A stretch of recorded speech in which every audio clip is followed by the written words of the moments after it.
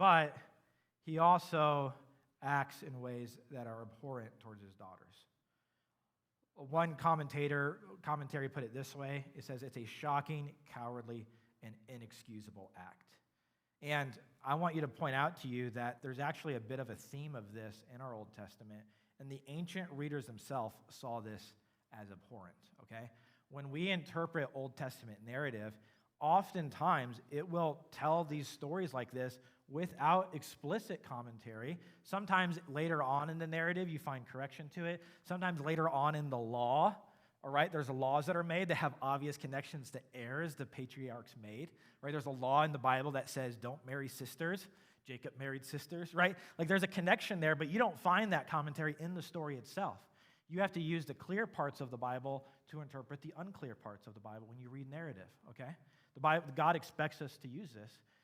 But Abraham, when he went into a city, he says to Pharaoh that his wife is his sister, which, except for the hand of God, would have led to the Pharaoh violating his wife, okay? And so Abraham betrays his own wife, Sarah, in one of these stories, okay? His son follows suit in those same footsteps. And we see this taking place here with Lot as well. And the ancient reader would have understood how abhorrent this is, okay? It doesn't take a New Testament Christian to see this as bad, is what I'm trying to get you guys to see here. In the book of Judges, you have a very similar story, and where a man's concubine, the Benjamites, come to do the same thing that the men of Sodom are doing, which is a parallel to show how the Benjamites, the tribe of Israel, have been influenced by the pagan cultures around them, okay?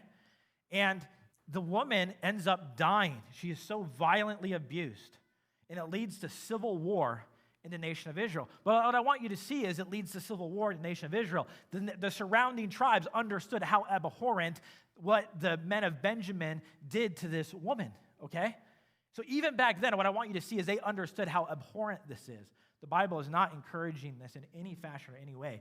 Men, your fundamental duty is to protect your daughters, right? If nothing else. And men have a fundamental duty to protect their wives, okay? The stronger is put there to protect the weaker. It's the biblical idea of it. I realize we've lost this idea of common sense in our culture, but it's still needed in our day. We need good men to protect women and children from evil men, okay? And when we don't show that love first and foremost in our own homes, what are we inviting people into anyway, right? If you don't take care of your own, what do you have to offer anybody else? If love isn't present there, a committed, unfailing, unyielding love isn't present there, you're not bringing them into much anyway, are you? And so this is terribly wrong what Lot does here, okay? And it needs to be called out for what it is. Interestingly enough, you've heard the saying like father, like son, but in the story of Lot, it's like father, like daughter. And after they leave Sodom, they escape because God rescues his family. His daughters get him drunk because the son-in-laws who they were betrothed to don't come. They die in Sodom and Gomorrah. They go, there's no way for us to have any kind of lineage or offspring. So they get their father drunk and violate him. Isn't that interesting? It all came around full circle. There was a problem in that family. There's a sin problem in that family. And that's where the Moabites and the Ammonites, these two tribes that have conflict for Israel for many years, came from that immoral act that took place.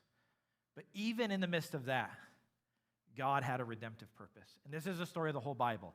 Even in the midst of man's failures, God can work good out of it.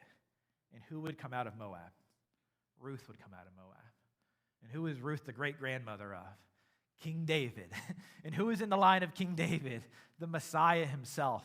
And so God was even going to use this screwed up story of Lot and his daughters to be part of the lineage of the Messiah and bring good and salvation, forgiveness of all sins, even these sins, right?